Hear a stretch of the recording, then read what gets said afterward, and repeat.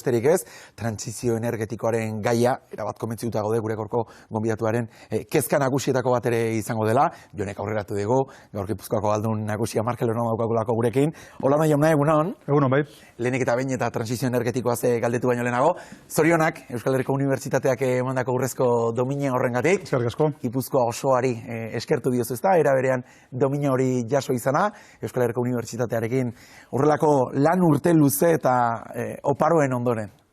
Bai, bueno, tertulian aipatu da, ez, nola gu buru belarri gauden erakunde bezala prozesu luze batean gure gobernantza aldatzeko, ez, herritarrekin daukagun harremana aldatzeko, jarri genuen martxan 2016an etorkizunarekin, eta horrekin Gipuzkoa dituen erronka nagusiei herritarrekin eta gizarte antolatuarekin, elkarrekin pixka bat, ez aurre egiteko asmoa gauzatu dugu, ja dagoeneko martxan daukaguna, eta hor Euskal Herriko Unibertsitatea guretzako izan da funtsezkoa. Unibertsitate guztiak gure lurraldean, baina Euskal Herriko Unibertsitatea bereziki importante izan da. Izan ere, nik uste dut bere momentuan gu hasi ginenetik ja etorkizunarekin egin zuten ja bilkura bat departamentu guztien artean, pixka bat sail bakoitzak hartu zezan baita ere, tokaten zezaiona, ez, gai bakoitza, eta orduan guk eduki dugun interlokuzioa Euskal Herriko Unibertsitatearekin izan da hain importantea, baldintzatu duela etorkizunarekin guztia. Alegia,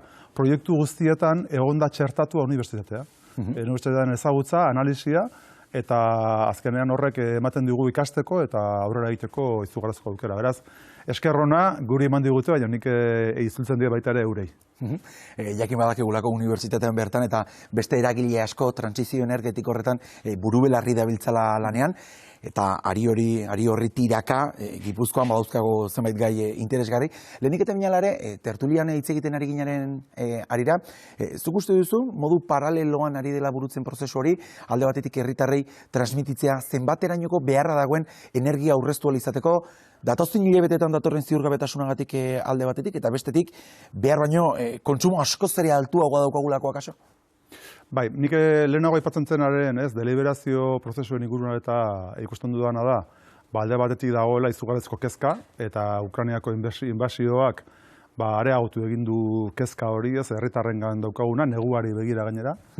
Eta orduan, kezka horrekin batera datozen neurriak alde batetik herritarrei exikitzen dietenak euren pixka bat ekarpena eta euren sakrifizioa esan dezakegu, eta gero baita ere, hor administrazio publikoak neurriak kateatzen ari gara bata beste atzatik. Hor prozesu hori konplexua da, baina nik esango nuke herritarrek euren parte hartzea gauzatzeko ere tresna behar ditugula. Ez guk adibidez Gipuzkoan, ekiola izeneko, daukagu, ez tresna daukagu, pixka bat herri guztietan, kalkulatzen dugu datorren urtean, albalin bada, 20 gora herritan Gipuzkoan ja egotea, ekiolak, plataforma batzutan nun herritarrek eurek parte hartze duten, ez, erakunde guztiekin batera, Jaurlaritza, ebere bitartez, Foru Aldundia eta gero baita ere udalak.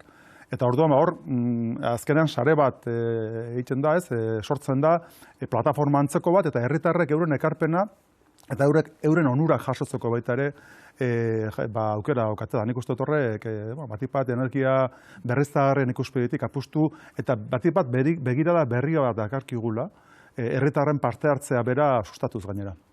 Azpeitien bilera garrantzitsua izan zen duela egun batzuk dagoeneko, Statkraft enpresak nolabaiteko zero fasean dagoen proiektu horren berri eman zien, eta lerroburu batzuk tentsioa aipatzen zuten herritar batzuk konformez daudelako, tala jakinarazi ziotelako bertako alkateari. Zakit, aldun nagusi bezala, eztabaida hau zein modutan ari zaren bizitzen, batez ere kontuan hartuta oraindik herritar talde handi batek mota honetako proiektuak ez titulako begi honez ikusten, eta beste alde batetik adituei galdetzen baldin badiegu, hau da bidea, esaten digutelako.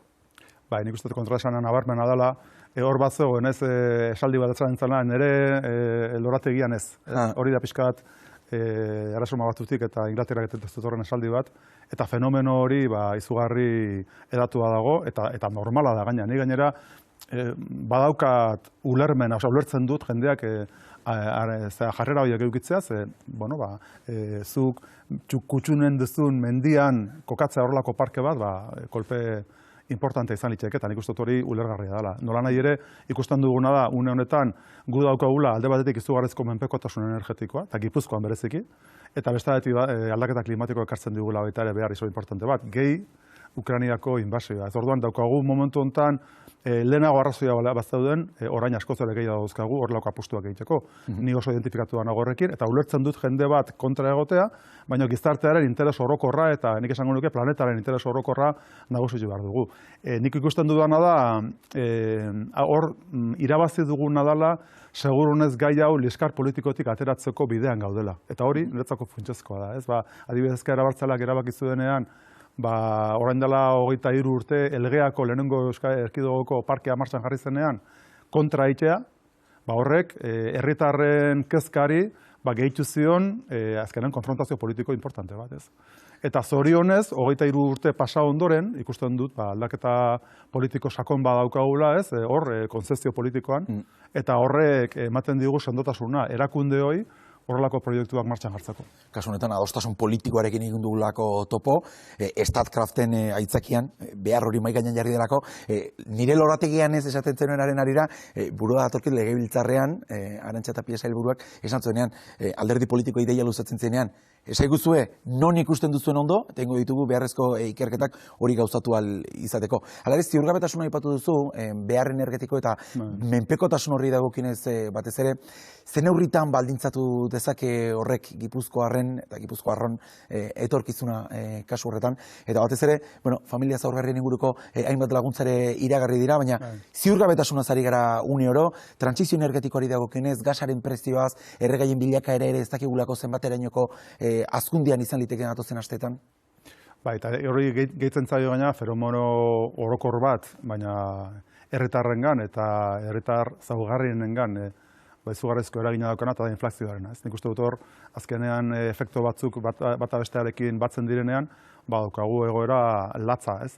Horregatik hartu ditugu guk zenbait neurri martxan azken garari honetan, zerikusia daukatenak inflazioari aurre egiteko borroka horrekin, ez?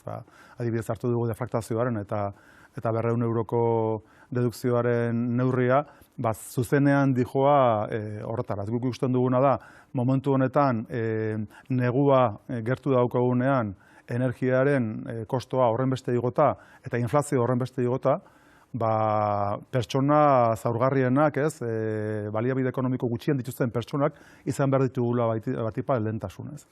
Eta guk egin dugun estimazioa, aste lehen honetan bertan joan ginen batzar nagusitara, eta egin genuen estimazio izan zen Gipuzkoan 156 milioi euroko inbertsio fiskala daukagula arlo horretan, deflaktazioarekin da 200 euroko neurri horrekin, 2 urtean. Nik uste dut horrek, eta esan gainera, gutxo gara bera, 156 milioi horien 180 izan litzekeela gutxo gara bera, 35.000 eurotik berako ingresua dituzten pertsonentzako. Beraz, horiek dira justu, buruan izan behar ditugunak. Persona pobreenak, baliabide gutxien dituztenak, hoientzako izango dalako zama handiena aurrengo hilabetetan. Deflaktazioaren inguruan adostasunik ez dago, nahiko gogorraritu direlako azken orduetan, Maialen Iriarte, Plato honetan bertan, Laura Garrido legebiltzarrean baita ere, eta ez dakigu alderdi sozialistak ere zenbaterainoko oniritzia ematen dion 100% deflaktazio horri, Azpiazu sailburuak esan zuen, batez ere 35.000 euroko errentatik bera dutenek nabarituko dutela. Hor, bateratasun hori edo kolokan jarri da edo begionez ikusten dute neurri hori?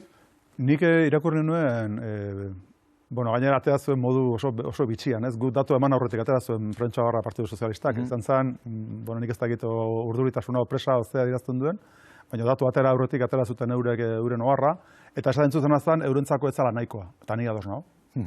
Une honetan daukagun egoerari aurre egiteko, neurriak hartu behar dira, eta neurroien artean bat izango litzateke 1,2 deflaktazioa, baina ez da hori bakarrik, hori bezain importantea, eta kasu honetan esango nuke, are importanteagoa, 62 milioietatik parte importanteagoa edukiko du 200 euroko dedukzioak.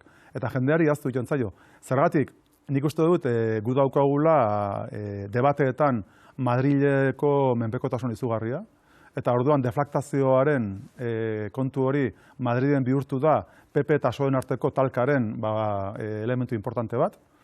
Eta orduan guk naiz eta jartzen dugun deflaktazioarekin batera beste neurri bat, deflaktazioa bezain importantea, ala importantegoa, bigarren hori pixkat alde batera gelditzen da. Nik esango nuke hori, 35.000 euroko ingresotatik bera dauden pertsonentzat dijoala deflaktazioaren parte importante bat, baina batipat 200 euroko neurri horren aplikazio osoa.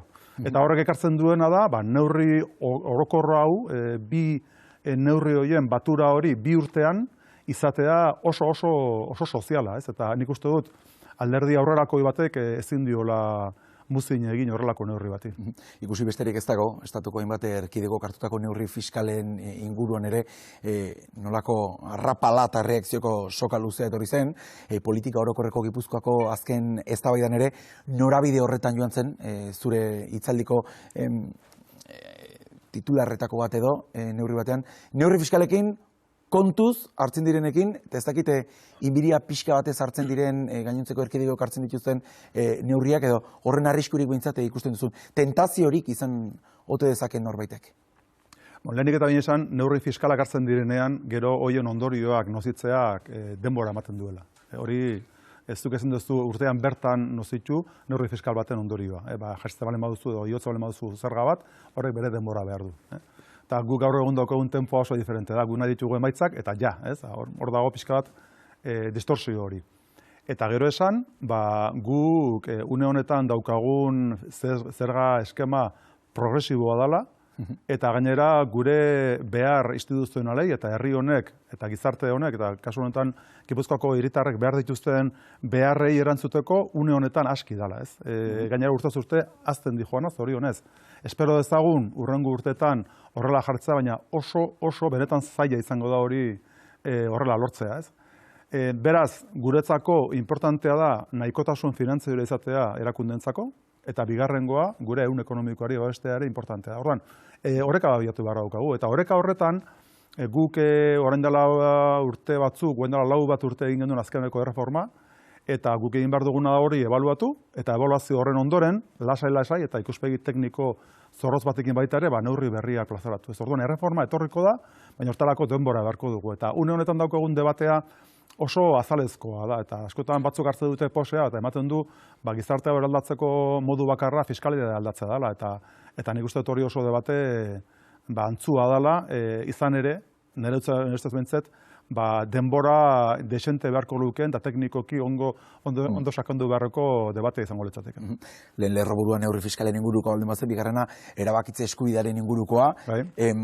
Itxura denez, lehen lerrotik zertxo baita aldendu den eztabaidara, hala ere, aldarri horretan, aldun nagusi moduan, printzipioz behintzat, azken politika orokorreko eztabaida den horretan ere, tarte eta protagonismo berezia emana izan zen, ideia izan zen.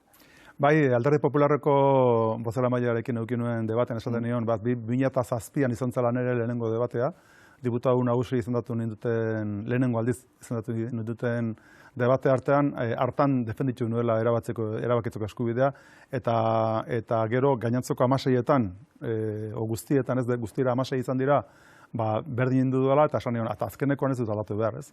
Eta nik uste dut printzipio demokratiko hori, gure herrian oso txertatu dagoena, eta gure alderdi abertzale guztietan konsensu oinarrizko importantea duen hori, hori defenditu beharra daukagula. Gero beste gauza da, bere aplikazioa nola egiten dugun, legebiltzarrak eraman behar du hor lidergoa, eta oinarri batzuk onartu ziren, beraz nik printzipioaren defensa hori egiten dut, badakit gure gobernuan dauden alderdi sozialistarekin adibidez, ez dugula partekatzen espazio hori, baina egia da nik koherentziaz eta benetan sinisten dudalako gure herriak behar duela hori, eta gure autogobernuak behar duela hori, eta bestela hankamotz gaudela, nik printzipio hori defenditzen dut, eta defendituko dut, hemendik aurrera.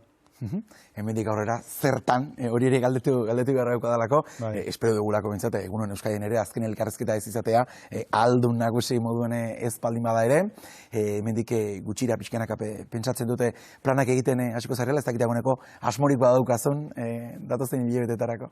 Datozen hilabetetarako daukaguna da, lan instituzional oso sakona, guantxe aipatzen genuen ez, garai gogorrak datozkigu, eta erakunde honek behar du bere lidergoa, eta nik buru belarri jardungo dut hortan. Hori izango da nire eskema mentala hurrengo hilabetetan.